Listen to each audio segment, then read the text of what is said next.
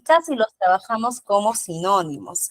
Vimos también lo que eran las personas en la organización y tuvimos por ahí una pequeña conversación sobre con qué órganos podemos vivir, con qué órganos no. Ya algunos por ahí nos ofrecieron sus riñones en venta. Entonces ya dijimos que podemos vivir con un riñón, con un pulmón, sin estómago, con la mitad del páncreas, la mitad del hígado, pero jamás vamos a poder vivir sin nuestro corazón, ni siquiera con medio corazón, jamás, porque es lo más importante en el cuerpo humano, nuestro corazón. Al igual que en las empresas, lo más importante es su recurso humano. Por eso decimos que los trabajadores, las personas, el recurso humano es el corazón de la empresa. Por lo tanto, ya es lo más importante. Y vimos que para que la empresa pueda gestionar adecuadamente ese corazón, tiene que haber una dirección. Y la dirección incluso nos podemos acordar en el colegio, cuando nos portábamos mal en clases, cuando teníamos un problema, donde nos mandaban a la dirección. Porque la dirección es eso, es el ente que se encarga de regular el camino por el que va nuestra organización. Y vimos dentro de ellos el organigrama, nuestro mapa, que nos sirve para ubicarnos dentro de la empresa, para saber la estructura, cómo está formada.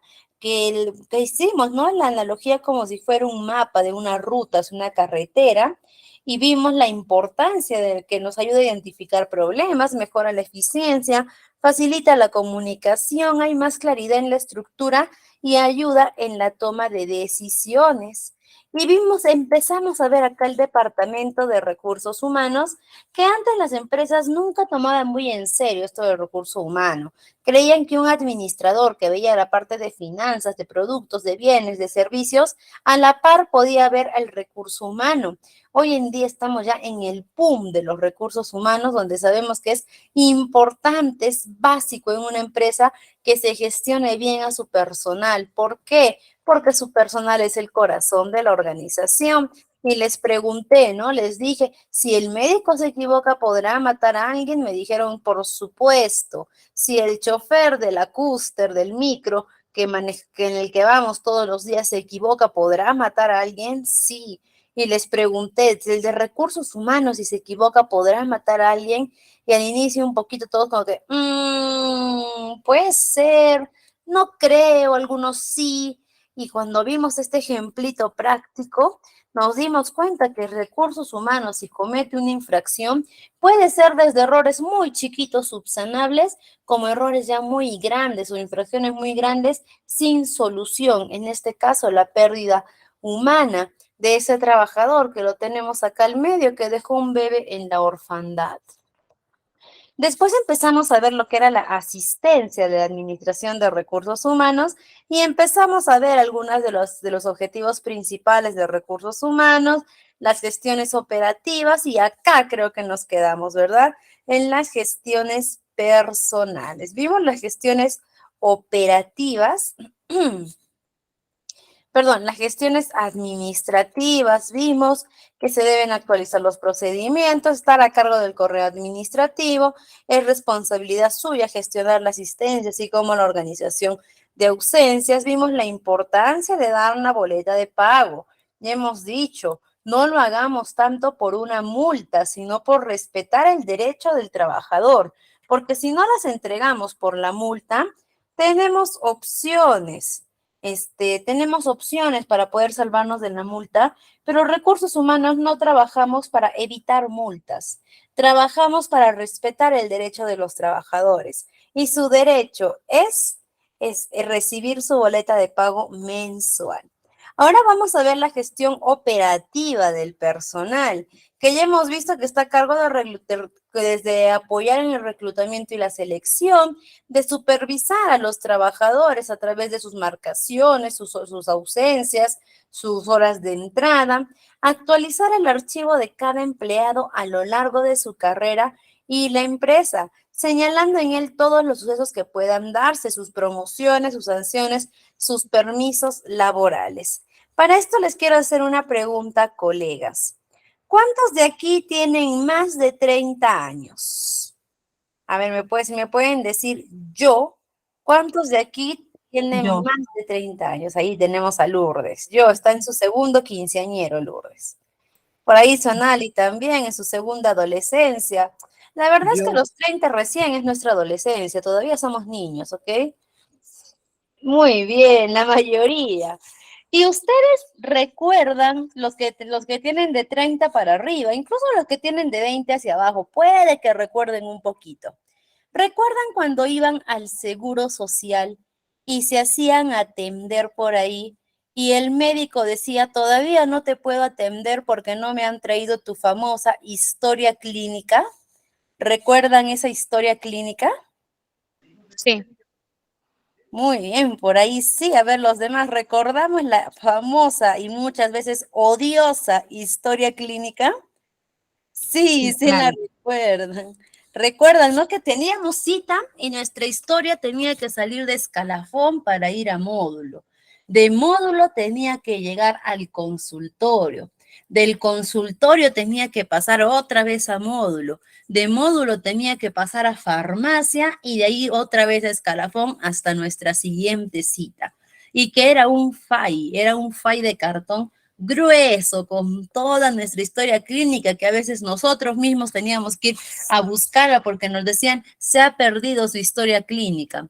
Y nosotros mismos teníamos que ir a buscarlas, a sacar nuestra historia clínica, a llevarla donde el médico. Todo un dolor de cabeza era la historia clínica. Hoy en día ya todo eso lo han digitalizado, gracias a Dios. Si no, seguiríamos en lo mismo. Pero en esa historia clínica iba todo lo que acontecía acorde a nuestra salud. Si nosotros íbamos por una enfermedad crónica, iban ahí todos los tratamientos que nos ponían. Si un día íbamos por emergencia, por un dolor de estómago, en esa historia ponían el dolor de estómago, los exámenes que nos hacían, hasta nuestras radiografías, tomografías, estaban dobladas ahí en 4, grapadas para que puedan verlas. Esa historia clínica contenía todo acerca de nosotros, si nos caímos, si nos enfermamos, si nos dio gripe, si nos soltó el estómago, si teníamos migraña, qué medicamentos nos dieron, todo, todo, todo. La cosa es que para que el doctor te atienda, necesitaba tu historia clínica, porque antes de atenderte agarraba y veía todo lo anterior. Ah, ya, tú hace poco has estado con gripe, estabas mal del estómago, esto que el otro, y te empezaba a atender. Esa historia clínica, esa misma historia clínica, tenemos que tenerla en nuestra área de recursos humanos, tener la historia de cada trabajador, donde pongamos todo lo referente a los trabajadores, todo. Si el trabajador pidió vacaciones, un memorándum de vacaciones, el CV del trabajador en su legajo, si el trabajador se le mandó un memorándum por llamada de atención en su legajo, si al trabajador recibió una felicitación, la copia en su legajo, todas sus boletas de pago en su legajo, todo lo referente con el trabajador tenemos que ponerlo en su historia laboral. ¿Por qué? Porque es precisamente eso, es la historia del trabajador dentro de la organización. Cada pasito que él ha dado lo tenemos que tener registrado en esa historia laboral, porque eso nos sirve a nosotros como guía para saber si el trabajador cómo lleva su trabajo, si está ascendiendo, si su progreso ha bajado. Necesitamos esa historia clínica dentro de lo laboral, y esa historia clínica, entre comillas, tiene un nombre y se llama, se los voy a poner acá, legajo de personal. Ese nombre tiene la historia clínica del trabajador. Decimos historia clínica, ¿no? Para acordarnos, pero es y del historial laboral del trabajador. Es su legajo de personal donde ponemos absolutamente todo lo que tenga todo lo documentado que tenga que ver con el trabajador. ¿Y para qué nos sirve eso? Ya les he dicho, para control del personal. Hay algunas empresas que no se toman muy en serio esto de tener los legajos, pero es muy importante, porque en los legajos también ponemos información del trabajador, de su contacto de emergencia, su familia, su esposa, su mamá, y muchas veces pasa que a veces el trabajador se accidenta. Y decimos, Ahora, ¿a quién llamamos?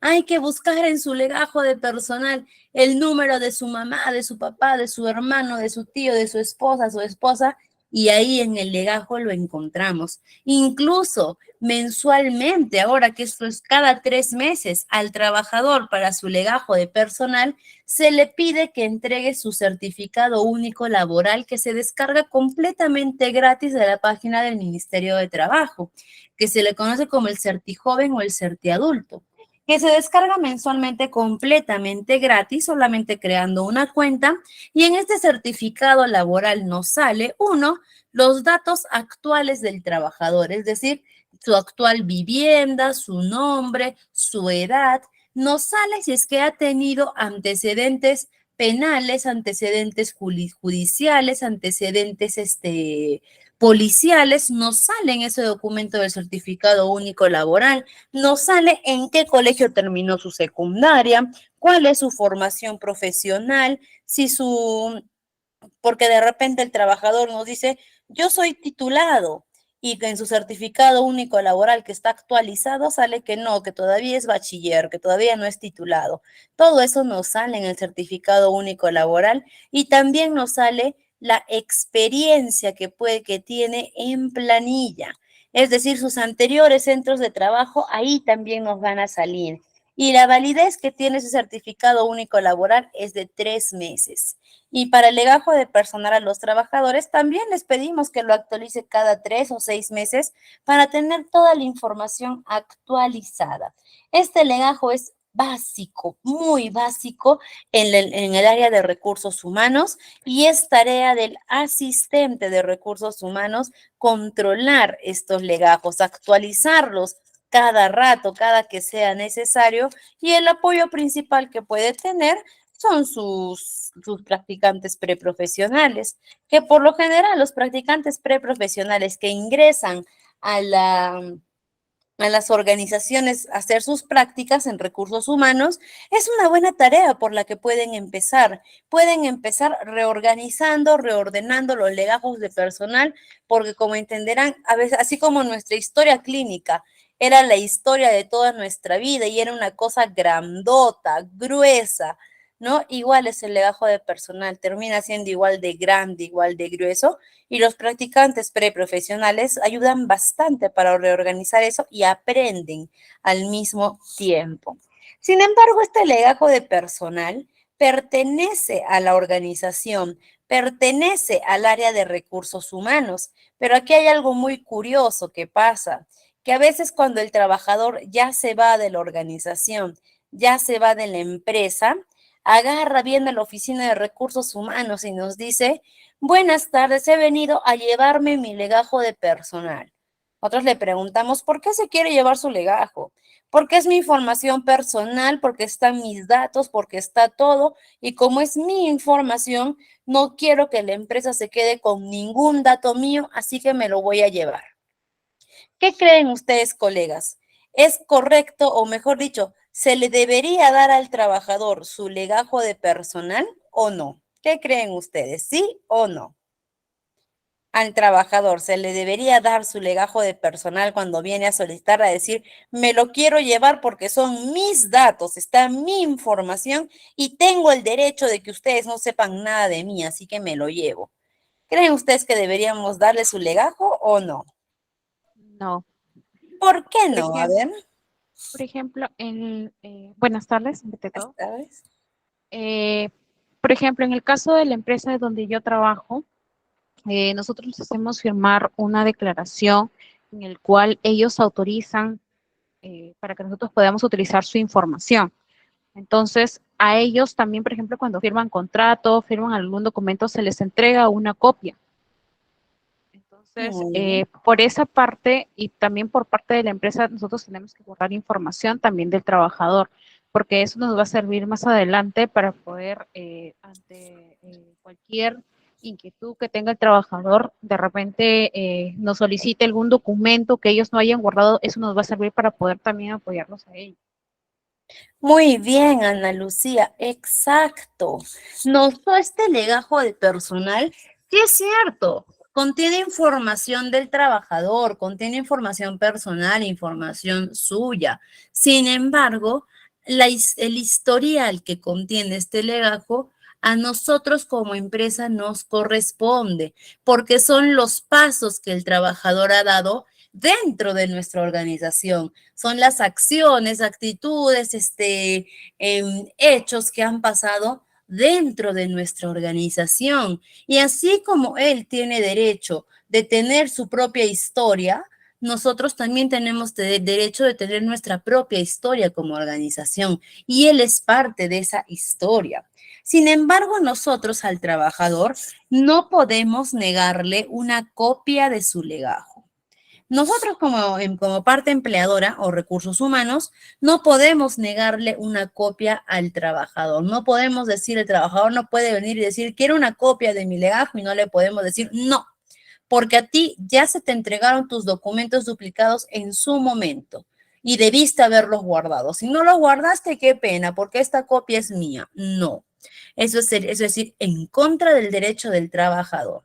El trabajador tiene derecho a solicitar una copia de su legajo cuando él disponga, cuando él lo necesite, y nosotros en recursos humanos estamos en la obligación de darle esa copia de su legajo. ¿Por qué? Porque es su vida, es su historia, son sus datos, tiene derecho a tener una copia. Así como nosotros en recursos humanos también tenemos el derecho de guardarnos esa información, de no entregar el original y quedarnos sin nada. Tenemos el derecho de guardarnos esa información. ¿Por qué? Porque también es nuestra historia, también son nuestros datos, también es nuestra empresa. El legajo de personal no es del trabajador solamente, es de los dos, tanto de la parte empleadora como del trabajador, y los dos tenemos derecho a ese legajo. Ni uno se lo puede quitar al otro.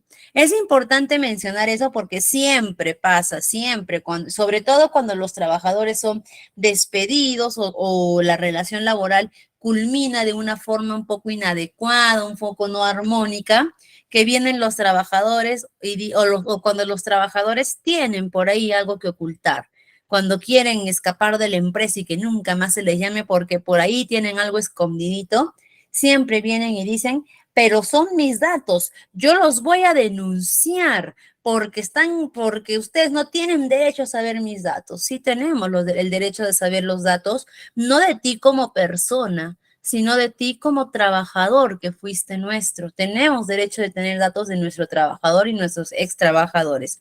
Y Lucía nos pregunta, ¿pero uno puede pedir una copia de ese legajo? Por supuesto que sí, Lucía, cuando tú gustes.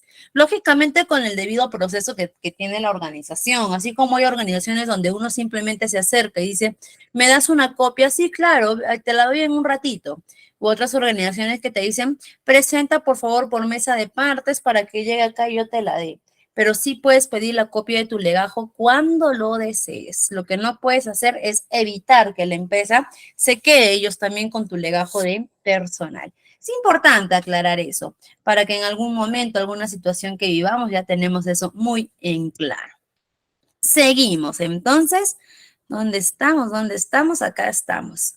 Seguimos entonces, ya hemos hablado del legajo de personal y ahora vamos a hablar de las competencias necesarias para convertirse en un asistente de recursos humanos, que además de ser del respeto hacia la ética profesional, que sí o sí tenemos que ser éticos profesionalmente, no solo para dedicarnos a recursos humanos, para cualquier puesto de trabajo que vayamos a requerir, tenemos que tener ética. No importa cuál sea nuestra profesión, nuestro oficio, nuestra ocupación, siempre tenemos que tener ética en cada paso que demos de nuestra vida. Así que la ética profesional ya no es algo exclusivo para los que se quieran dedicar a recursos humanos.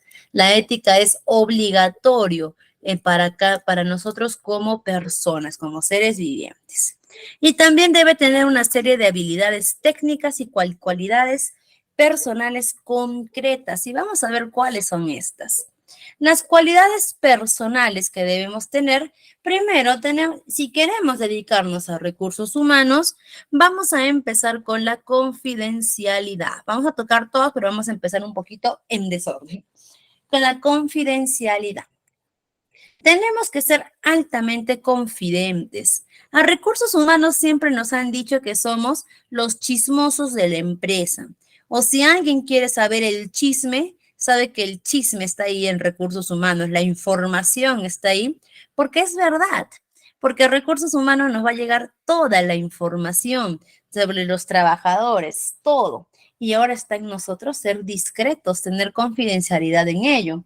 Por ejemplo, un trabajador que figura ser un buen padre, un buen esposo, que tiene el matrimonio perfecto y siempre se jactó de eso.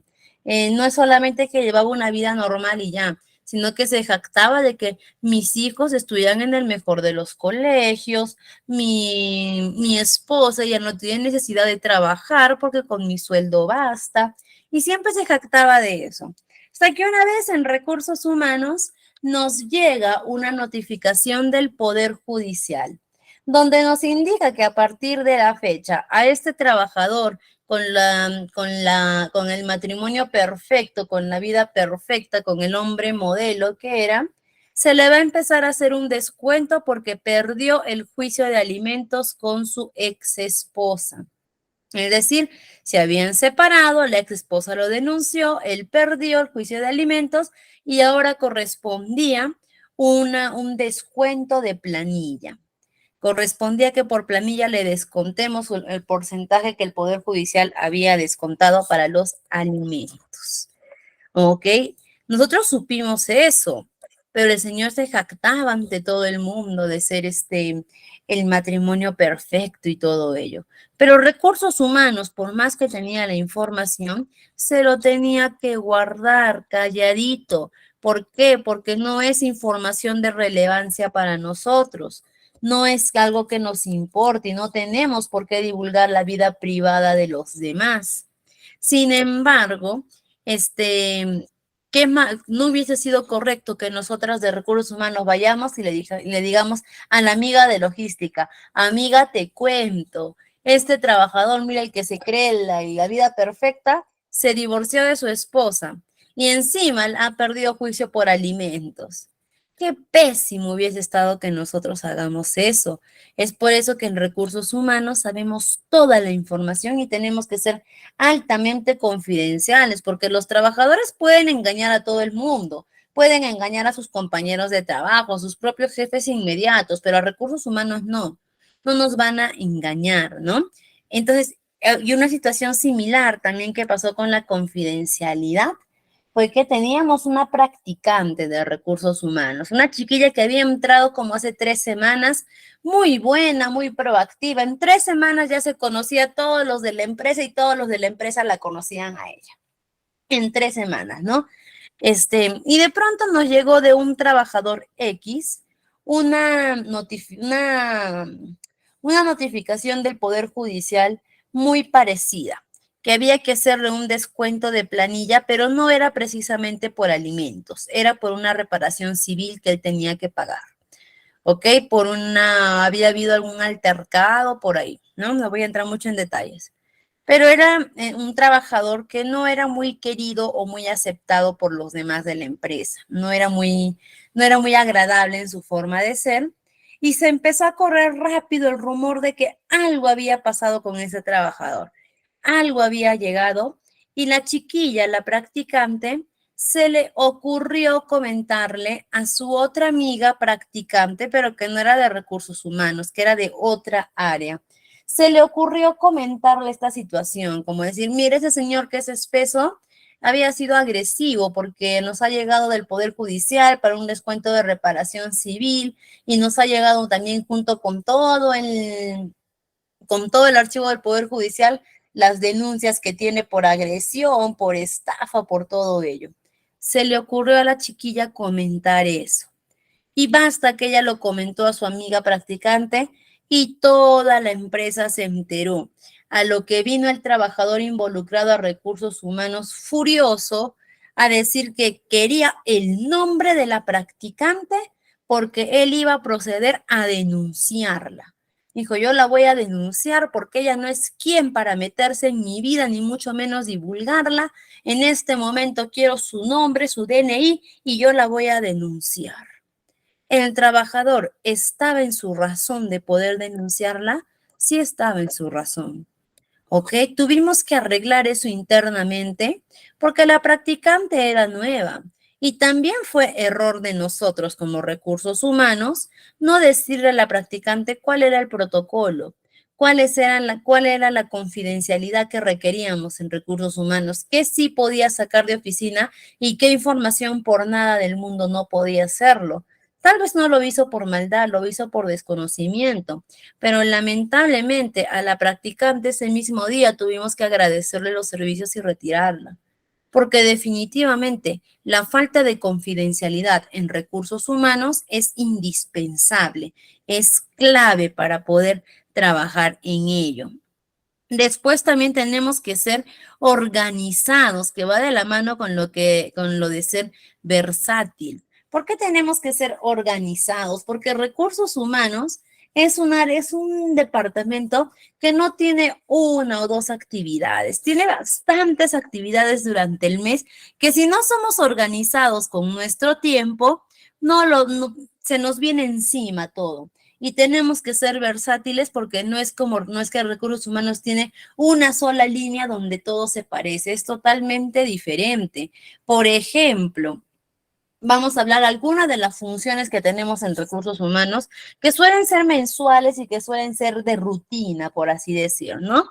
Empezamos de repente el mes por los tareajes, por los horarios, establecer los horarios, ingresar los tareajes de cada uno, enviar a cada área o a cada departamento los horarios asignados y que suelen ser horarios rotativos. Después, si es que hay algún proceso de reclutamiento y selección, empezar con el perfil de puesto, a llamar a los candidatos, seguir las evaluaciones, las entrevistas, después los contratos de trabajo. Junto con los contratos de trabajo vemos aquellos que se les renueva, aquellos que ya no se renuevan. Si ya no se renuevan, tenemos que empezar a hacer el cálculo de la liquidación de beneficios. Después de ello, tenemos que hacer nuestros pagos, nuestros tributos a SUNAT, desde la ONP, desde la SNP, que tenemos un periodo calendario de tiempo de acuerdo al último número de nuestro RUC. Después tenemos también que hacer las declaraciones de las AFPs, que tenemos hasta el 5 de cada mes para poder pagar a las AFPs de los trabajadores. Llega fin de mes, tenemos que empezar a calcular el sueldo de los trabajadores. Para calcular el sueldo de los trabajadores no es tan fácil porque hay trabajadores que trabajaron horas extras, que hay que calcular cuánto les corresponde para reconocerle, trabajadores con tardanzas o que faltaron, que hay que sacar el cálculo de cuánto hay que descontarles. A cada trabajador tenemos que disponer cuánto va a ser su sueldo neto, cuánto se le tiene que aportar de su sueldo bruto. Perdón, cuánto se tiene que aportar para su SNP o su AFP. Tenemos que hacer el depósito de salud del 9% de cada sueldo. Después tenemos que hacer el depósito de los sueldos, ¿no? A algunos se les paga en efectivo, a otros se les paga en cheque, algunos tienen sus cuentas en diferentes bancos que tenemos que transferir de la cuenta corriente a las cuentas de los trabajadores. Para eso se llena todo un formatito de cada banco, se envía al banco y el banco en cuestión de días ya va pagando. Y adicional otras funciones que podemos tener, como la capacitación de los trabajadores que les puede corresponder en el mes, como la inducción, y podría seguir hablando y hablando y hablando de las funciones mensuales que se realizan en la Oficina de Recursos Humanos, pero las que les he mencionado hasta ahora son varias.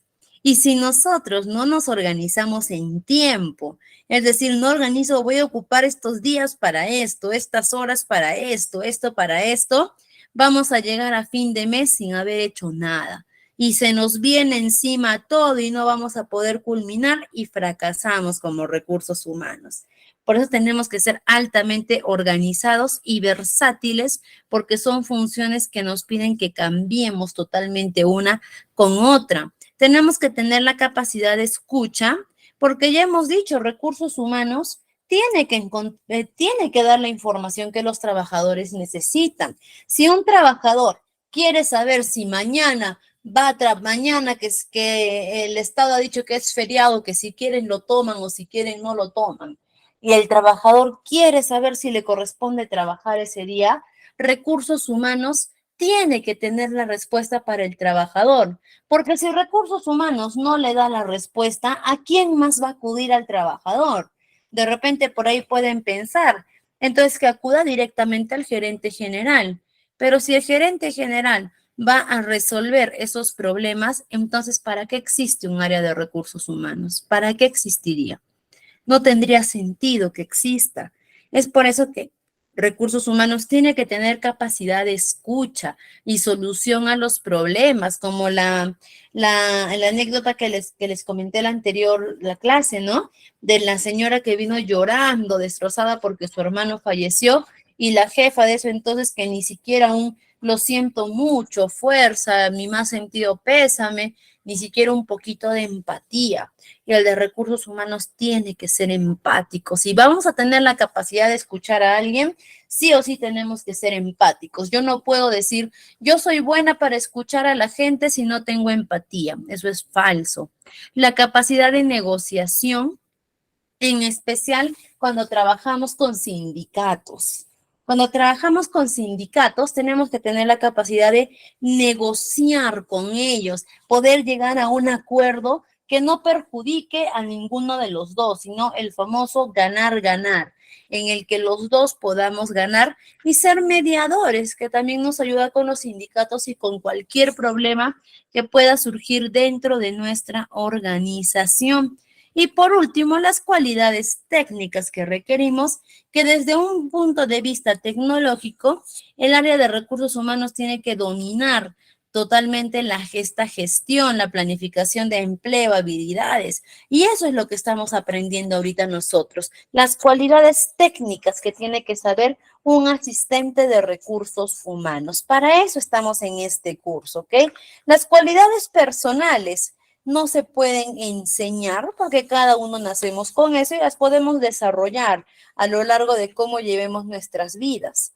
Pero las cualidades técnicas sí las podemos enseñar y es lo que vamos a ver ahora. Y para hacer una última acotación, el de recursos humanos, déjenme buscar una imagen que pueda, acá está. Los de recursos humanos actuamos como una balancita, específicamente como esta balancita. La voy a pegar acá. Vamos a quitar esto y esto. Como estas balancitas, ¿ok?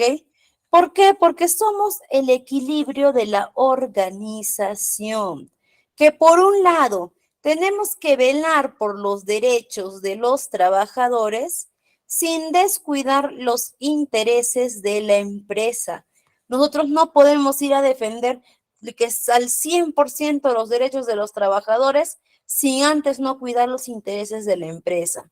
Ni podemos estar preocupados todo el tiempo únicamente por los intereses de la empresa, así esté vulnerando los derechos de los trabajadores. No. Recursos humanos somos el equilibrio de hacer respetar los derechos de los trabajadores sin descuidar los intereses de la empresa. Por eso decimos que somos una balancita dentro de la organización para mantener el equilibrio en la empresa. Nosotros no trabajamos para el empleador, ni trabajamos para los trabajadores. Nosotros trabajamos para mantener el equilibrio entre ambos. Y hasta aquí hemos llegado con nuestro primer módulo, que habíamos dejado pendiente este pedacito. Y ahora vamos a arrancar con nuestro segundo módulo. Déjenme encontrar nuestro segundo módulo. Ya lo encontré. Le voy a compartir pantalla. Que hoy día vamos a ver algo muy interesante, que son las habilidades blandas. Vamos a ver. Permítanme, por favor, les voy a compartir pantalla. Módulo 2. Vamos a seguir hablando. Hoy día nuestro tema va a ser netamente relaciones laborales y la gestión del capital humano, que es lo que vamos a tocar el día de hoy. Para hablar de relaciones laborales, primero tenemos que identificar qué son las relaciones laborales. Las relaciones laborales es básicamente cómo el trabajador se relaciona dentro de la organización. cómo se relaciona primero consigo mismo, con sus compañeros de trabajo, con sus funciones, con sus jefaturas, con sus aspiraciones profesionales. Esas son las relaciones laborales. Y para ello necesitamos el desarrollo de las habilidades gerenciales. Si hablamos de habilidades gerenciales, tenemos varios tipos de habilidades que todas son necesarias para poder ejercer los recursos humanos. De hecho, toda persona que trabaje en cualquier puesto de una organización, sí o sí tiene que desarrollar sus habilidades gerenciales. Como en algún momento siempre recuerdo que me decía mi mamá, ¿no? No importa lo que tú te dediques, así quieras vender pulseritas en la calle. Si vas a vender pulseritas en la calle, tienes que ser la mejor en lo que haces. Tienes que ser la mejor vendedora de pulseritas, porque para eso tú tienes tus habilidades, para eso tienes tu inteligencia, para que te dediques a lo que te dediques, seas la mejor. Y es por eso que ahora yo les digo, no importa cuál sea nuestro puesto de trabajo, no importa cuál sea el puesto de trabajo de nuestros trabajadores, tienen que ser los mejores en lo que hacen. Y es por ello que se necesita desarrollar habilidades gerenciales. Las principales habilidades gerenciales que requiere el de recursos humanos. Ya hemos visto que tiene que ser una persona altamente planificativa y organizada. Comunicación, que es importante. Recursos humanos funciona como un embudo dentro de la organización, donde recibe información de las jefaturas, de las gerencias, que de repente no son tan fáciles de entender, pero recursos humanos sí lo entiende. Recibe esa información y entrega la información al resto de trabajadoras de una forma más entendible o de una forma para poder entenderlo mejor. Recursos humanos recibe el alimento duro y lo mastica para que ya llegue la comidita lista para tragar en los trabajadores, lista para meter a la boquita y listo, nada más. Por eso recursos humanos tiene que ser altamente comunicativo. Recursos humanos no solamente se dirige a gerentes, a jefes, se dirige a toda la organización, sea cual sea el puesto, todos tienen el derecho de poder buscar información y comunicación en recursos humanos. La toma de decisiones en recursos humanos es importante porque al estar trabajando con vida humana, tenemos que tomar las decisiones más correctas, porque ya hemos visto en nuestro anterior módulo que una mala decisión, un error, una infracción puede generarnos desde problemas muy chiquititos y solucionables, como problemas muy grandes que ya no tienen solución, como básicamente podría ser la muerte de uno de nuestros colaboradores. La delegación. Y qué importante es esta parte, colegas, y vamos a hacer una pequeña pausa acá para hacer mención en delegar. ¿Alguna vez a ustedes o de repente ustedes mismos han dicho o han escuchado la frase de una persona decir, es que si no lo hago yo, no va a salir bien?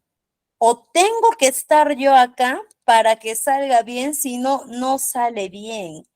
O toda la vida que yo no hago algo, sale mal. Siempre tengo que hacerlo yo. ¿Alguna vez han escuchado esa frase o la han dicho? Sí, Personalmente yo la he dicho muchas veces. Yo yo también, Miss. también. Muy bien, por ahí sí, profesora. Muchas veces una persona se recarga de tareas. Sí, sí, ¿no? Muchas veces nos las han dicho o lo hemos dicho. Y a veces nos dicen, ¿y por qué han hecho eso? Y podemos nosotros mismos justificarnos y decir, porque soy muy perfeccionista con mi trabajo, porque soy muy detallosa con mi trabajo, porque soy muy recelosa, soy muy celosa con mi trabajo, ¿no? Pero eso está mal, colegas. No podemos hacer eso. No podemos nosotros abarcar y no delegar funciones. Delegar funciones es muy complicado. No es fácil porque algunos creen que al delegar funciones es como que te delego funciones y me quito encima la responsabilidad. ¿no? Y hay personas que también mal delegan funciones, que se consiguen asistentes y dejan que las asistentes hagan toda la tarea y ellos se quedan tranquilos de brazos cruzados. Pero para los que les cuesta delegar, tienen que aprender a hacerlo, porque delegar no es solamente una tarea que era mía, ahora te la doy y listo. Eso es delegar, no solamente es eso.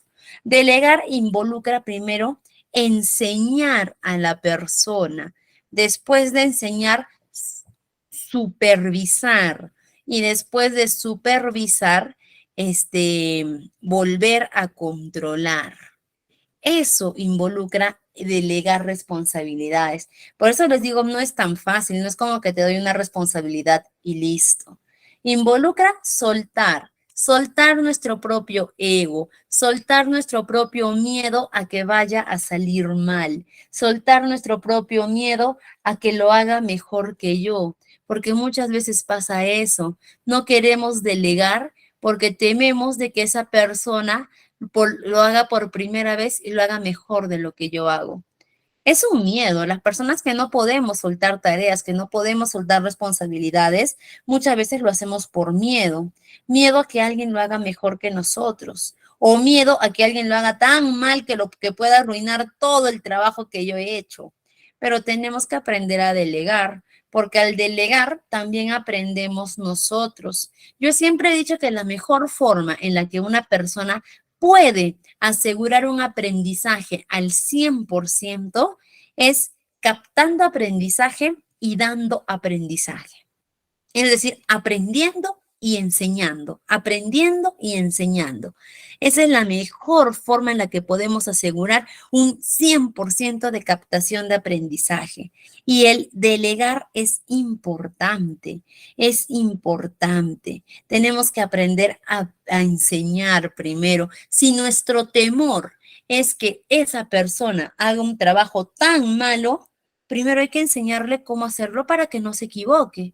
Y de nosotros va a depender enseñarle bien para que no se equivoque. Si nuestro temor es que esa persona haga el trabajo mejor de lo que yo hago, pues tendré que aprender de algo de esa persona. Tendré que empezar a observar para ver qué puedo aprender de esa persona, por qué hace el trabajo mejor que yo. Pero el hecho de delegar no significa desligarte del trabajo. Simplemente significa dar el poder a alguien más de hacerlo, siempre con tu supervisión, con tu mirada de león, de leona por atrás, listo para que cuando tu pupilo quiera flaquear, quiera equivocarse en algo, tú le des el soporte. Tenemos que aprender a delegar, colegas, porque esas frasecitas que todavía usamos muchos de nosotros de decir, es que si no lo hago yo, no sale bien.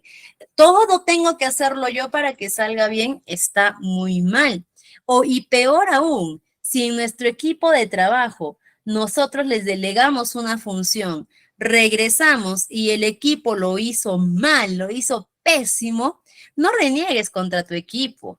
No le digas a tu equipo, lo han hecho mal, está mal, lo voy a tener que volver a hacer yo. No es culpa de tu equipo, es tu culpa, es tu responsabilidad. Porque tú debiste haberles enseñado cómo tenían que hacerlo, debiste haberlos instruido, debiste haber hecho un seguimiento, debiste estar presente en el proceso. Si el equipo lo hizo mal, es tu culpa, no culpa, pero es tu responsabilidad y asúmelo como tal. Pero si tu equipo lo hizo bien, si tu equipo logró un resultado eficiente, autofelicítate, así tu grupo no lo haga. Tú misma, tú mismo, felicítate, porque es por ti, por lo que tú has enseñado, por lo que tú has delegado, que ellos han crecido más y tú has crecido el doble. Tenemos que aprender a delegar, colegas. Sé que no es fácil, sé que en palabras suena fácil, suena hasta bonito, pero sé que no es fácil, pero yo sé que si nos esforzamos podemos lograrlo. La resolución de problemas. Ya hemos dicho, todos los problemas que pasen en la organización van a llegar a los recursos humanos. Nos van a llegar desde problemas grandes como denuncias en la SUNAFIL, denuncias en el Ministerio de Trabajo, denuncias por acoso laboral. Nos van a llegar desde problemas grandes hasta problemas chiquititos como que mi compañera ha utilizado mis lapiceros sin mi permiso. Mi compañera no sé qué tiene contra mí, que habla mal de mí. mi jefa no sé qué tiene contra mí, que a todos mis compañeros los trata bien, pero a mí me mira feo. Como colegio, colegas, tal cual. Y tenemos que aprender a dar resolución. No porque un problema sea más grande o más importante que otro, significa que no le vamos a prestar atención. Todos los problemas tenemos que lidiarlos por igual y tenemos que aprender. Así que recursos humanos nos pueden llegar problemas tan grandes y complejos como problemas tan chiquititos de colegio, pero tenemos que abordar los problemas como lo que son, todos por igual como problemas. Y la motivación, que la vamos a tocar en este módulo, la vamos a tocar más adelante a fondo para poder entenderla.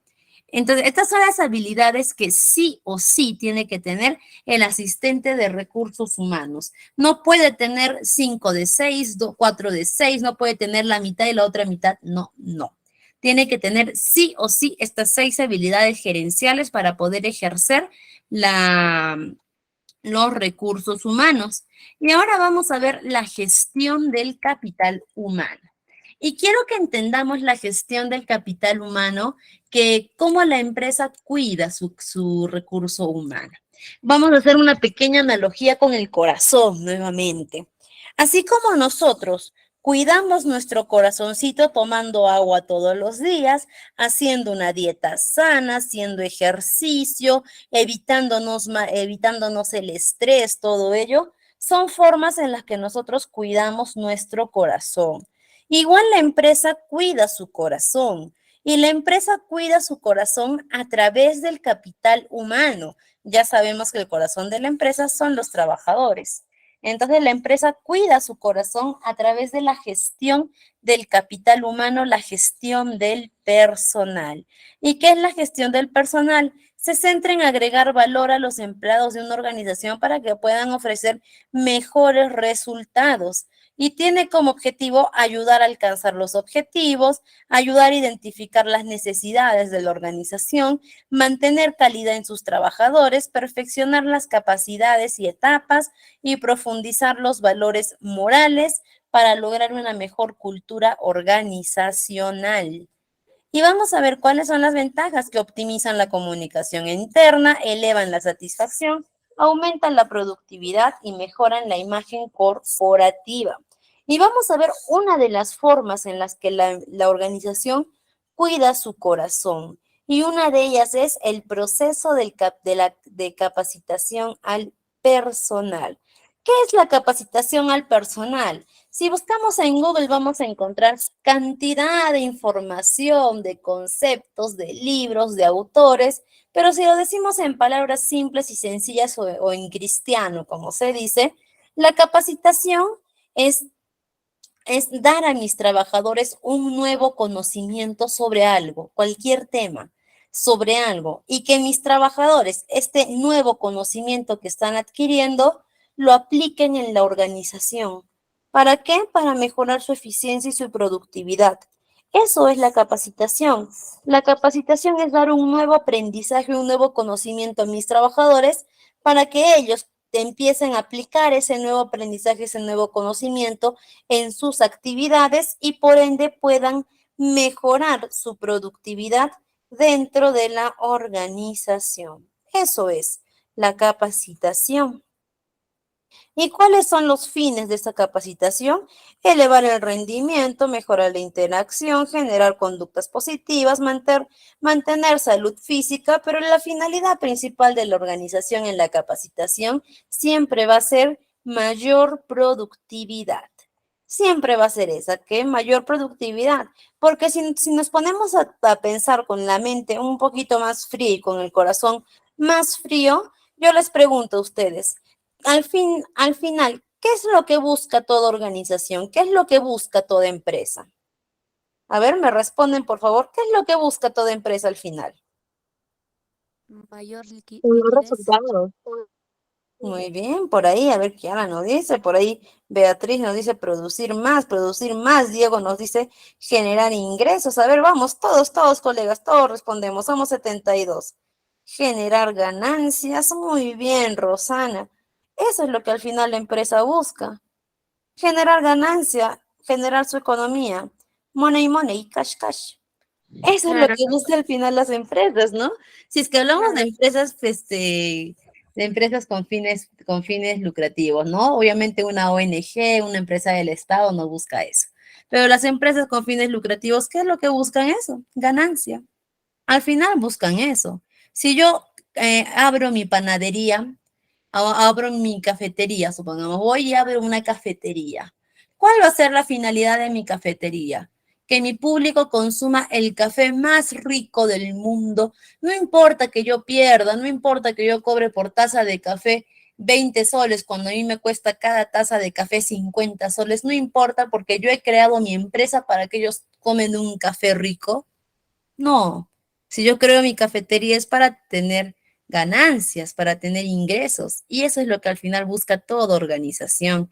Y es por eso que igual la finalidad principal de este plan de capacitación es esa, mayor productividad en la empresa, porque la empresa, ante mayor productividad, mayores ganancias.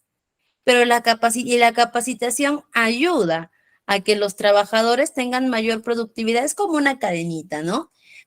Trabajadores mejor capacitados producen más. Y si producen más, hay más ganancias. Trabajadores que no están capacitados producen menos. Y si producen menos, menos ganancias. Entonces, la finalidad de la capacitación es esa. Para la empresa es mayor productividad. Sin embargo, no significa que únicamente beneficie a la empresa. Por supuesto que no. Supongamos que yo tengo mis trabajadores y les digo, me doy cuenta que mis trabajadores no saben mucho cómo usar programas de diseño. Me doy cuenta que no tienen mucho conocimiento en eso. Entonces, ¿qué hago? Les digo a mis trabajadores, vengan, los voy a capacitar en diseño gráfico. A partir de mañana, de 8 a 9 de la mañana, por una semana van a llevar un curso de diseño gráfico de sus horas de trabajo. Y traigo al experto en diseño gráfico y los capacito y van aprendiendo y al final mis trabajadores ya saben diseño gráfico, terminaron en la capacitación sabiendo diseño gráfico. ¿Quién se benefició? ¿La empresa o el trabajador? ¿Quién creen ustedes que se benefició? ¿La empresa o Trabajador. el Ambos, trabajador? Por ahí nos dicen. Por ahí, ambos, ambos. ambos. Muy bien. Los dos. Los dos se han beneficiado. ¿Por qué? Porque ahora Los yo le puedo dos. decir a mis trabajadores, sí, dígame, Junior, me pareció por ahí. Ah, sí, disculpe, sí, los dos son beneficiados. Muy bien, gracias, Junior. Los dos, porque ahora yo le puedo decir a mis trabajadores que muy aparte de las funciones que ya hacían, ahora me van a hacer un video, un flyer, me van a hacer un video publicitario, me van a hacer un nuevo logo de la empresa, una nueva carta membretada, porque ya tienen el conocimiento. Y asimismo el trabajador usará ese conocimiento que ha aprendido de repente para el negocio de sus papás, para la tarea de sus hijos, para hacer su propio emprendimiento, para su publicidad, su marketing, sus flyers. Usará ese conocimiento porque el conocimiento ya es suyo y no le ha costado nada. No ha tenido que pagar a la empresa para que lo capacite, al contrario, la empresa ha invertido en él. Y el día que el trabajador agarre, supongamos, y diga, bueno, muchas gracias por el tiempo, muchas gracias por la oportunidad, pero ya me retiro de la organización. Yo no le voy a decir, perfecto, retírate, pero ¿sabes qué? Yo te enseñé diseño gráfico, así que en este momento, con una varita mágica, te quitas todo lo que yo te he aprendido de la cabecita y me lo devuelves. Ya no le puedo decir eso. El trabajador se fue ya sabiendo lo que yo le enseñé. Por eso es que en la capacitación incluso puedo decir que el trabajador gana un 51% y la empresa un 49%, porque la empresa está invirtiendo en su trabajador para que pueda trabajar en su organización, pero asimismo el trabajador puede agarrar y puede irse a otra organización y llevarse todo lo que la empresa invirtió, llevar todo ese conocimiento que la empresa A invirtió, llevarlo a la empresa B. La empresa corre un riesgo también al capacitar, pero es un riesgo que vale la pena, porque los trabajadores capacitados son mucho más eficientes. Por eso incluso yo me atrevo a decir que el trabajador gana un 51% y la empresa un 49%, pero ambos salen ganando. En el proceso de capacitación, ambos salen ganando. Ahora, yo les pregunto, queridos colegas, de acuerdo a ley, ¿ok? De acuerdo a la legislación laboral, ¿cuántas veces al año tengo que capacitar a mis trabajadores? Yo sé que ustedes saben, a ver, ¿cuántas veces al año tengo que capacitar a mis trabajadores de acuerdo a ley? Vamos, vamos, vamos, respóndanme todos, aunque sea lancen numeritos al azar. Alguno atinará por ahí, alguno atinará. ¿Cuántas veces al año tengo que capacitar a mis trabajadores? La ley, ¿cuántas veces es lo que me exige? Por ahí me dicen uno, Dos, dos. 5, 4, 3, 2, por ahí nos dice Nelson. 2 veces, 3, 3, 2. Estamos por ahí, estamos bastante cerca, ¿ok? La legislación, si estamos un poquito más específicos, peruana, la ley de trabajo en el Perú nos dice que tengo que capacitar a mis trabajadores mínimo 4 veces al año. Entre más, mejor. ¿Ok? Entre más veces lo capacite, mejor, pero mínimo 4 veces al año. ¿Ok? Estas dígame, Ana Lucía. También el tema de las capacitaciones también tienen que ser de acuerdo a las necesidades de la capacitación. Por ejemplo, si ese es un plan de capacitación, ese plan de capacitación es en base a tus necesidades. No puede ser necesidades administrativas que tengan que ver con la producción administrativa, puede ser, por ejemplo, las necesidades productivas que tengan que ver con la calidad del producto, en este caso, o puede ser por temas de necesidades de auditorías que tengas que tener de tu empresa. O sea, se basa también en las necesidades de la empresa en cuanto a esos criterios. Muy bien, Ana Lucía, muchas gracias. Y a eso iba justamente. La legislación nos dice 4 veces al año mínimo. Si queremos hacer más a buena hora, es más, deberíamos hacer más de las 4. Pero la legislación no nos dice específicamente en qué. O sea, la legislación no nos dice 4 capacitaciones. Primera en esta, segunda en esta, tercera en esta, cuarta en esta. No nos dice en qué. Pero me dice que tiene que haber las 4 capacitaciones, pero hay 2 temas que sí se recomienda que se hagan sí o sí dentro de estas 4 capacitaciones. Si ustedes o nosotros solamente vamos a hacer las capacitaciones las 4 al año por cumplir de repente, por cumplir las 4 al año, hay 2 que sí se recomiendan que se hagan sí o sí. Una de ellas es seguridad y salud en el trabajo. Esta capacitación sí o sí la tenemos que dar y la tenemos que incluir entre esas 4 obligatorias. Es necesaria dentro de la organización. No solamente la seguridad y salud en el trabajo va para los trabajadores que están en campo o en construcción o en minas, no. Va para todos. Así trabajemos en una oficina, siempre hay riesgos que tenemos que identificarlos y enseñar a nuestros trabajadores tanto actos preventivos para esos riesgos como acciones que se deben tomar en el momento de un accidente, un incidente, una catástrofe, un desastre natural. Entonces, dentro de estas 4 capacitaciones, sí o sí tenemos que incluir lo que es seguridad y salud en el trabajo.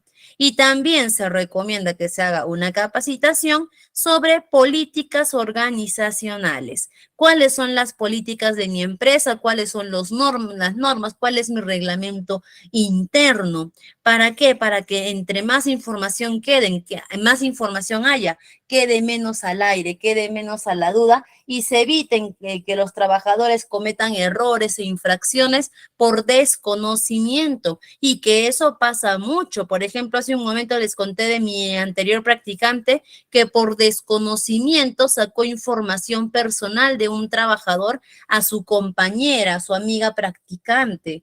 No lo hizo por mala, no lo hizo por chismoso o algo, simplemente lo hizo por desconocimiento, porque ella no sabía que en las políticas de la empresa estaba prohibido sacar información personal de los trabajadores, ¿ok? Entonces, teníamos nosotros que haberle dicho, teníamos que haberla capacitado sobre las políticas de la empresa para evitar que ella cayera en ese error. La inducción inicial para los integrantes, ¿se considera una capacitación? Sí, la inducción se considera una capacitación, ¿ok? Se considera. Pero dentro de estas 4 capacitaciones, como les digo, la legislación no nos indica qué temas, no nos dice van a tratar sobre esto, sobre esto, sobre esto, sobre esto, no. Pero sí se recomienda que sean esas 2 obligatoriamente. Se recomienda que sí o sí las hagamos, colegas. Así trabajemos en un espacio de 4x4, en una sola oficinita, o así nuestra empresa sea chiquitita, chiquitita, sí o sí tenemos que hacer estas capacitaciones. Son muy importantes. Y como lo mencionó Ana Lucía, las demás capacitaciones que querramos hacerlas en adelante tienen que ser de acuerdo a la necesidad que presente nuestra organización. Si en mi organización no hago uso de maquinaria pesada, no va a tener sentido que yo capacite a mis trabajadores sobre el uso de maquinaria pesada. Si en mi organización no hacemos uso de computadoras, no va a tener sentido que yo los capacite sobre el uso de computadoras dentro del trabajo si no los usan. Tendré que hacer la capacitación acorde a las necesidades que tenga mi equipo. Y junto con esas necesidades, no solamente voy a evaluar necesidades de desempeño. Es decir, no solamente voy a agarrar y voy a decir, mi equipo está trabajando mal en atención al cliente, los voy a capacitar en atención al cliente. Mi equipo está trabajando mal en redacción de documentos, tienen muchas faltas de ortografía, los voy a capacitar en redacción. Está bien, sí se puede hacer, pero también tenemos que ver la necesidad fisiológica o psicológica que puede tener nuestro equipo. De repente en desempeño mi equipo está muy bien, pero veo que todos los días mi equipo está estresado, está de sueño, están cansados, o los veo de repente que están todos con sobrepeso, veo que están con sobrepeso, con un mal plan alimenticio. ¿Los puedo capacitar sobre llevar una vida sana?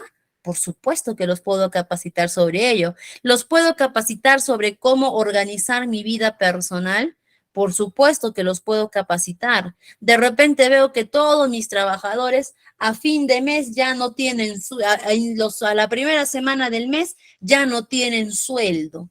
Se les acabó todo el sueldo. ¿Puedo capacitarlos sobre cómo manejar finanzas personales? Puedo hacerlo. La capacitación va dirigida a las necesidades que tenga mi organización, en especial mis colaboradores, que pueden ser desde necesidades del nivel de desempeño como necesidades personales. Recuerdo que el anteaño pasado, perdón, hicimos una campaña muy fuerte de capacitaciones en varias empresas sobre finanzas personales. ¿Y por qué hicimos esta capacitación de finanzas personales? Porque todos los trabajadores se liberó las AFPs y todos empezaron a sacar sus AFPs y se iban a comprar televisores, pagaban sus deudas, empezaron a terminar de techar su casa, se fueron de viaje, le hicieron el quinceañero a su hija con la plata de su AFP y de su CTS.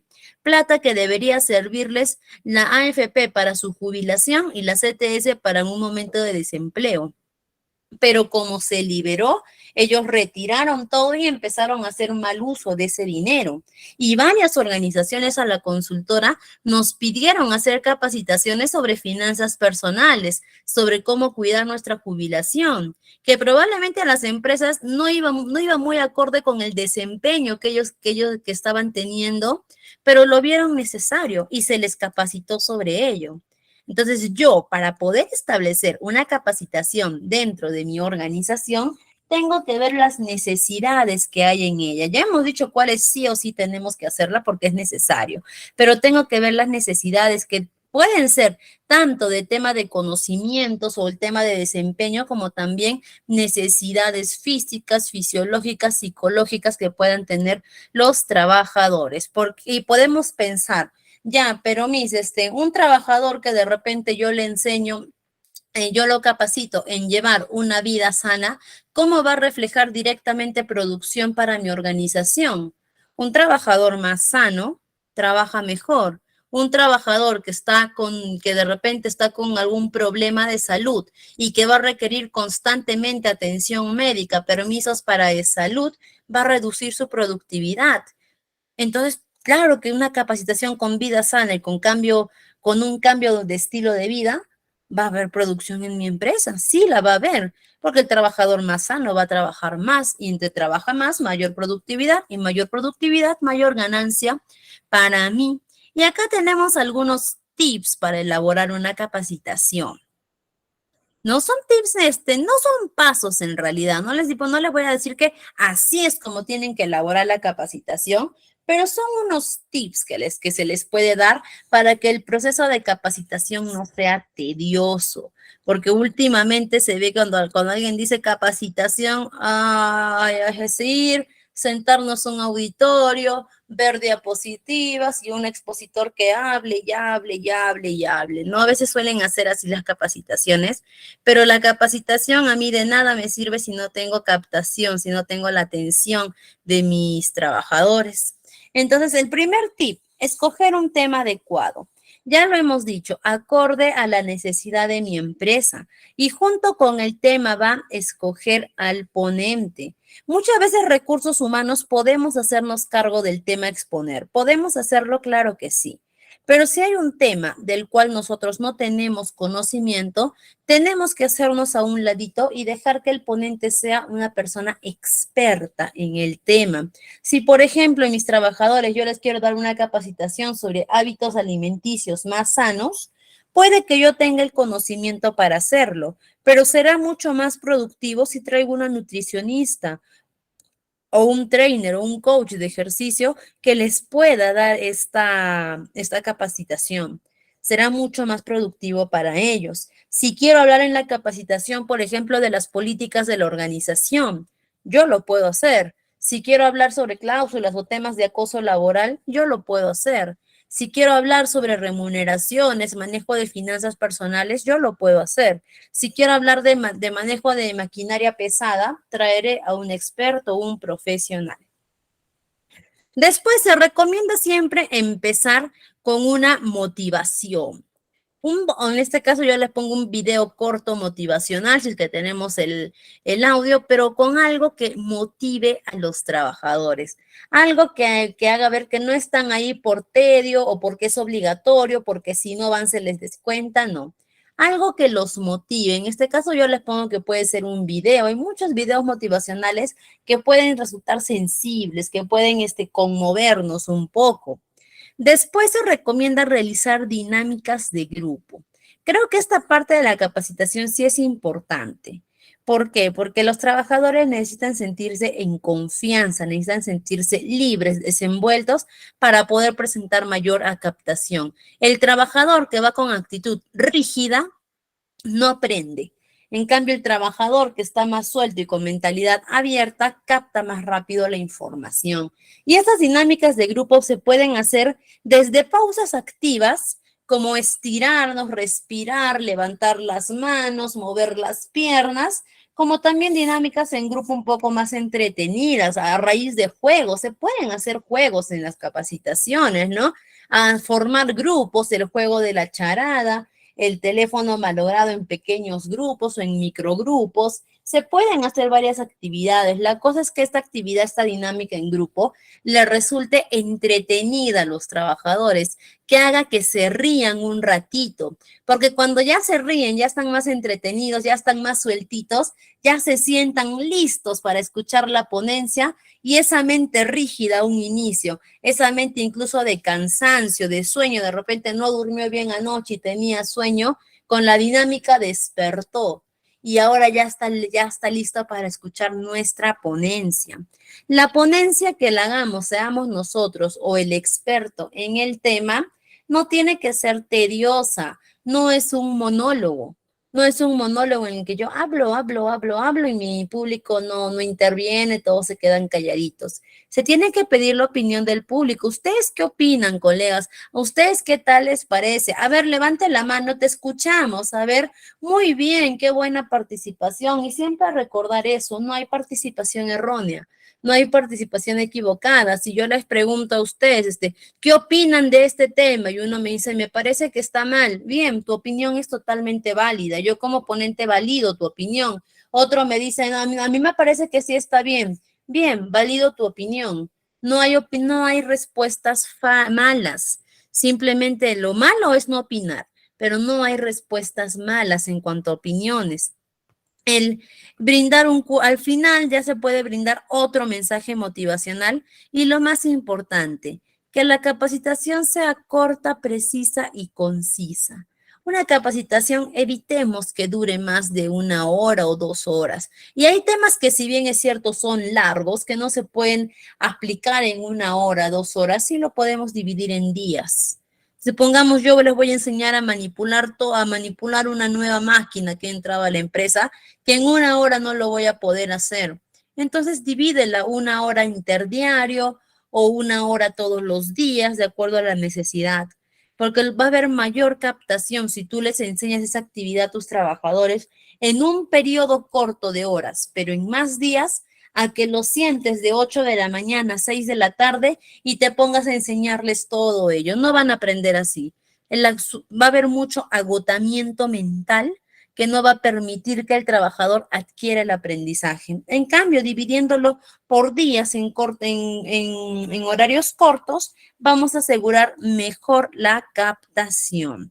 Como les digo, no es que sí o sí se tiene que hacer así la capacitación, pero son tips que yo les puedo dar al momento en el que ustedes organicen su propia capacitación. Y ahora vamos a ver, esta es la primera forma en la que la empresa cuida su corazón, a través de la capacitación de personal. Segunda forma en la que la empresa cuida su corazón, en el comportamiento organizacional. ¿Qué es el comportamiento organizacional? Nuevamente, vamos a buscar a Google, vamos a buscar el chat GPT, vamos a buscar a todo, vamos a encontrar muchos conceptos de autores, muchos conceptos rebuscados, pero si lo decimos en cristiano, el comportamiento organizacional es cómo se comporta la persona en el trabajo. Ese es el comportamiento organizacional. ¿Cómo se comporta la persona en su trabajo, en su empleo, en su organización? Es eso, básicamente. Y tenemos 5 elementos claves para estudiar este comportamiento. Primero, desde la persona, es decir, desde cada persona como individuo, como ser único. Porque no vamos así como no vamos a encontrar 2 personas iguales en el mundo, pues lógicamente tampoco vamos a encontrar 2 trabajadores iguales. Cada uno somos diferentes, cada uno de nuestros trabajadores es diferente porque todos vienen de diferente tipo de educación, diferente cultura, diferente incluso hasta religión, diferentes sistemas sociales, que hace que el desarrollo de la persona sea completamente distinto. Desde su personalidad, su psicología, sus creencias, hace que cada persona, que cada trabajador sea completamente distinto al otro. Y este trabajador no se va a relacionar igual con todos. Otro elemento en el que podemos estudiar el comportamiento organizacional es la estructura organizacional. ¿Quién me dice en qué documento de gestión encuentro la estructura organizacional? Que lo hemos visto en nuestra sesión pasada. ¿Quién me dice en qué documento de gestión encuentro la estructura organizacional? En el organigrama. Muy bien, colegas, en el organigrama. En el organigrama encuentro la estructura social. Pero, Miss, ¿qué tiene que ver el comportamiento organizacional con el organigrama, con la estructura social? Que dependiendo dónde esté ubicado nuestro puesto de trabajo en el organigrama, también va a variar nuestra forma de comportarnos. Si no, los pongo en 2 situaciones. Ustedes, cada uno de ustedes en particular, con tus creencias, con tu religión, con tu educación, con tu estructura familiar, con tu psicología, con tu forma de ser, con tu personalidad, completamente tú. Me dirijo así a cada uno de ustedes, a ti me estoy dirigiendo directamente, a ti. Tú, te pongo a trabajar en una oficina en la que los trabajadores no se hablan, tus compañeros de trabajo no se hablan más que para un aspecto profesional, nada más.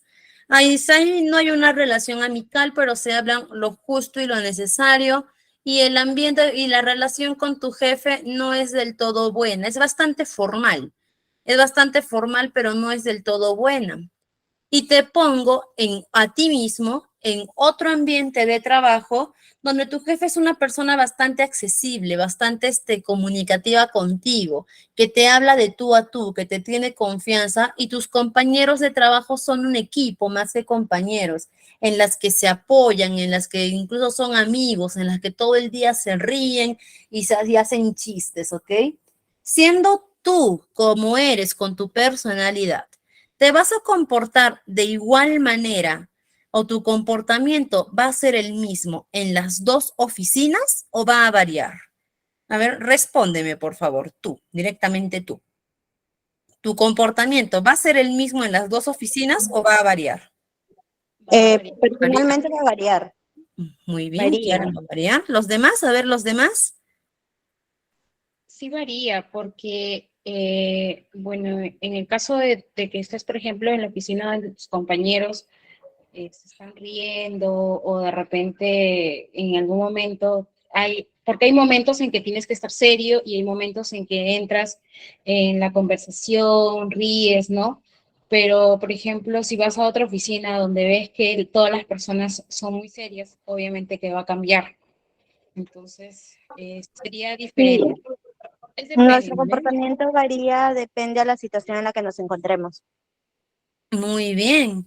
Y eso no quiere, el comportamiento va a variar definitivamente. Y eso no quiere decir de que seamos bipolares, ¿no? Que nos comportamos en un lado así, en el otro lado así. No quiere decir que tengamos doble personalidad, no. Sino que la estructura en la que vamos a estar dentro de la organización va a variar, va a ser, nuestro comportamiento va a variar, va a ser diferente. Es por eso que la estructura organizacional varía varía con nuestro comportamiento. No significa que tú cambiaste. No significa que de pronto tú dejaste tus valores de lado, dejaste tu educación, dejaste tu sistema social. No significa que tú cambiaste, que tú eras María y ahora eres Juana, que cambiaste, no. Sigue siendo la misma persona, pero la estructura organizacional hace que tu comportamiento dentro de la organización varíe. ¿Por qué? Porque es otro ambiente, ¿no? Que también estamos viendo ahí. Vamos ahora, y la tecnología disponible. Una persona, como hemos mencionado, o tú directamente, te hablo a ti, tu comportamiento no va a ser el mismo si yo te pongo una máquina de escribir, una silla de madera y una mesa de madera para que trabajes. A diferencia de que te ponga una silla ergonómica, un escritorio y una laptop. Tu comportamiento va a variar. Vas a trabajar, pero tu comportamiento va a variar, porque la tecnología disponible que yo te pueda dar te va a ayudar o a dificultar tu trabajo o a facilitarlo, uno de los dos. Y ante este cambio que va a haber de tecnología, tu comportamiento también va a variar. El sistema social en el que trabajemos también varía. Y a veces da mucha risa que las empresas parecen colegio. Si retrocedamos un poquito cuando estábamos en la primaria, recuerdan que cuando salíamos al recreo, los de primero de primaria solo se juntaban con los de primero de primaria. Los de segundo de primaria, sus grupitos eran solo con segundo de secundaria. Tercero igual con tercero, cuarto con cuarto. Raro era por ahí el que se juntaba con los de segundo, tercero, primero, o el que esperaba el recreo para irse con sus amigos de segundo, con sus amigos de tercero. Era muy raro. ¿No? Siempre era como que primero con primero, segundo con segundo, tercero con tercero. Muchas veces resulta igual en las empresas, ¿no? Llega la hora de almuerzo, el aniversario de la empresa, la mañana deportiva, ¿no? Y recursos humanos solamente se junta con recursos humanos. Logística solamente con logística. Gerencia general solo con gerencia general. Así como si estuvieran en el recreo, ¿no? Y ese sistema social también varía nuestro comportamiento y el medio ambiente, lógicamente, si yo te pongo en una oficina con un foco y un ventilador, no va a ser lo mismo que te pongo una oficina con luz natural y una ventilación adecuada. Es decir, nosotros somos nosotros, tenemos nuestra personalidad bien plasmada, pero todos estos elementos hacen que nuestro comportamiento varíe. Incluso pongámonos a pensar, ¿nosotros nos comportamos igual en casa que en el trabajo? tenemos diferentes comportamientos. De repente en casa somos unas personas un poquito más afectivas, más cálidas, más cariñosas porque estamos en nuestra casa. Y en el trabajo somos unas personas un poco más profesionales, más serias, con una postura diferente porque estamos en el trabajo. Y eso no quiere decir que seamos dos personas totalmente diferentes, que de día sea una y de noche sea otra, no. Sigo siendo yo, pero mi comportamiento va a variar de acuerdo al entorno y dentro del trabajo va a variar en estos 5 elementos. Y acá podemos ver lo que, bueno, y eso ya lo hemos conversado, ¿no?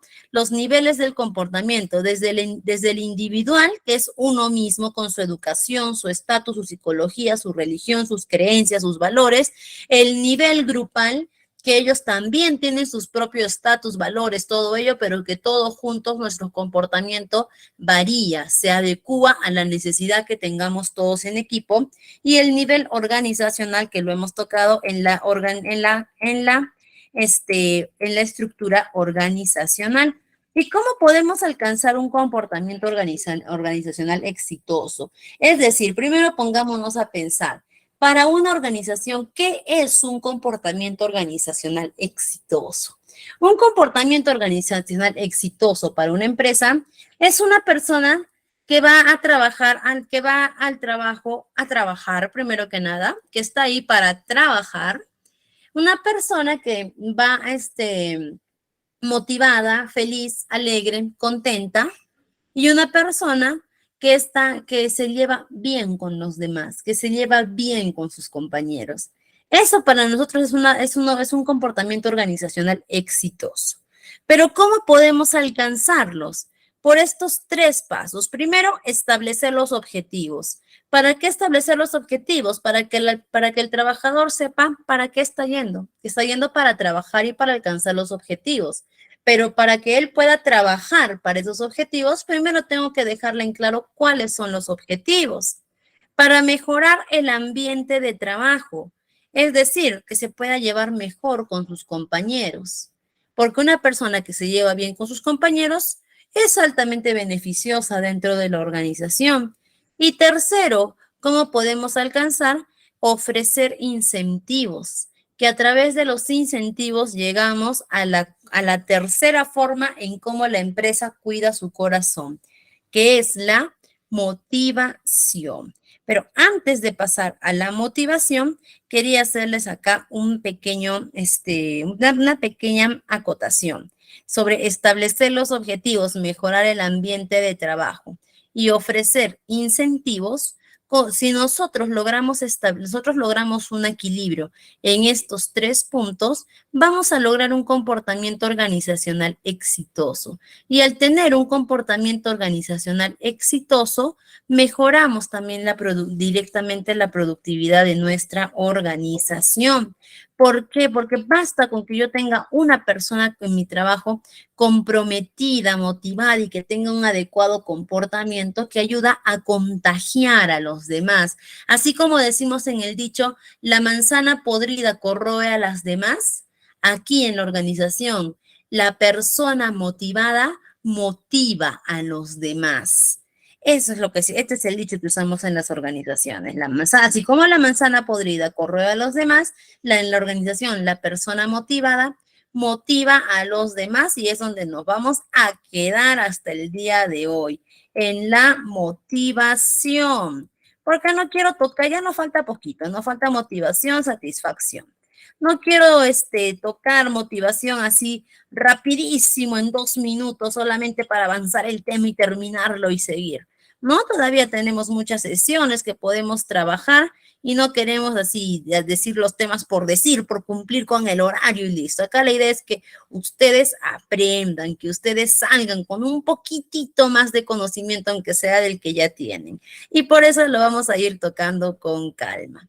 Entonces, estimados colegas, es todo por el día de hoy. Muchas gracias por su participación activa, por sus comentarios, por estar siempre atentos, por las acotaciones que hacen, que a mí también me ayuda muchísimo para poder aprender de ustedes y seguir enseñando a otras personas. Ustedes hagan lo mismo, todo lo que aprendan, enseñen a alguien más. para aprender a delegar también funciones. Recuerden, hay que delegar funciones. Por ahí, Mayra, ¿tenemos una consulta? Mayra levantó la mano. ¿Tenemos alguna consulta? Perfecto. Entonces, queridos colegas, conmigo es todo por hoy. Muchas gracias. Muchas gracias a usted también, Miss Valeria, por su coordinación y el soporte que siempre nos da. Y ahora sí, la sala es toda suya. Conmigo es hasta el día sábado. Muchas gracias.